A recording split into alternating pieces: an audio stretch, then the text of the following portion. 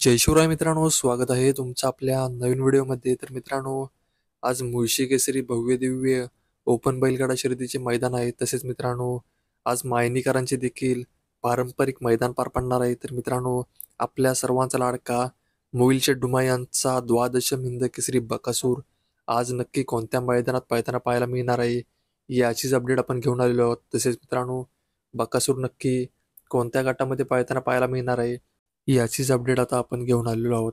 तर मित्रांनो, आज आपल्या सर्वांचा लाडका द्वादश मिंद केसरी बकासूर सिद्धनाथ देवाच्या यात्रेनिमित्त पार पडणाऱ्या मोजेमायनी मैदानामध्ये पळताना पाहायला मिळणार आहे.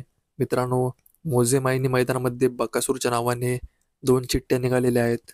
गट क्रमांक 37 मध्ये तास क्रमांक 2 मध्ये व गट क्रमांक 44 मध्ये तास क्रमांक 1 मध्ये.